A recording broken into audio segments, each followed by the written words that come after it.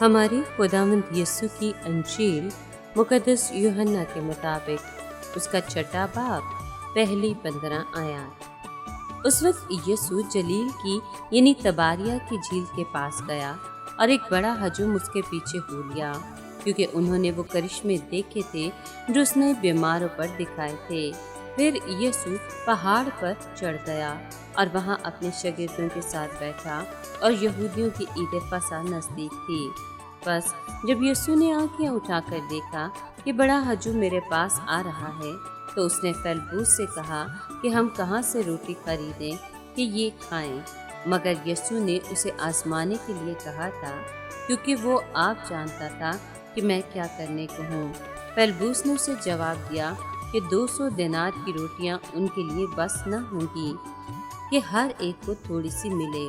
اس کے شاگردوں میں سے ایک یعنی شمعون پطرس کے بھائی اندریاس نے اس سے کہا کہ یہاں ایک لڑکا ہے جس کے پاس جو کی 5 روٹیاں اور 2 مچھلیاں ہیں، مگر یہ اتنے لوگوں کے لیے کیا ہیں؟ تب یسوع نے کہا کہ لوگوں کو بٹھاؤ، اور اس جگہ بہت گھاس تھی، چنانچہ وہ بیٹھ گئے، اور تقریباً 5000 مرد۔ اور یسوع نے وہ روٹیاں لیں اور شکر کر کے انہیں جو بیٹھے تھے بانٹ دیں، اور اسی طرح مچھلیوں میں سے بھی جس قدر کے وہ چاہتے تھے۔ اور جب وہ سیر ہو چکے تو اس نے اپنے شاگردوں سے کہا کہ ان ٹکڑوں کو جو بچ رہے ہیں جمع کرو، تاکہ کچھ ضائع نہ ہو۔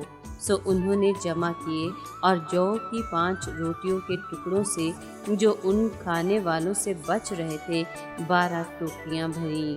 تب ان لوگوں نے یہ کرشمہ جو یسوع نے دکھایا دیکھ کر کہا کہ در حقیقت وہ نبی جو دنیا میں آنے والا تھا یہی ہے۔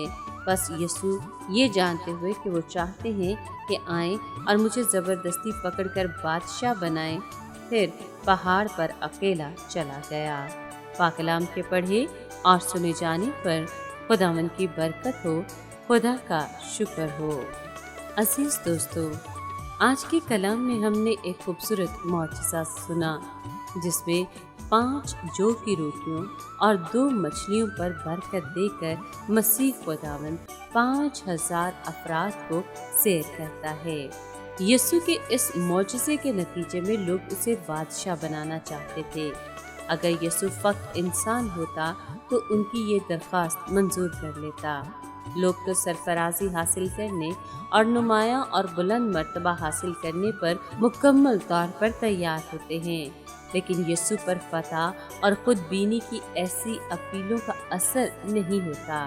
اسے احساس ہے کہ میں اس دنیا میں اس لیے آیا ہوں کہ گناہ گاروں کا عوضی ہو کر صلیب پر مروں، اور وہ کسی بات کو اس مقصد کی راہ میں قائل نہیں ہونے دیتا۔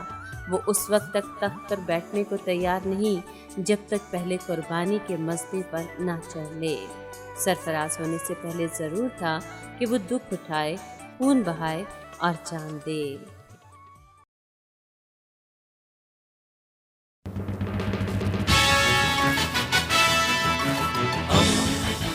دوستی کا پیمبر، ریڈیو ویریتاس ایشیا۔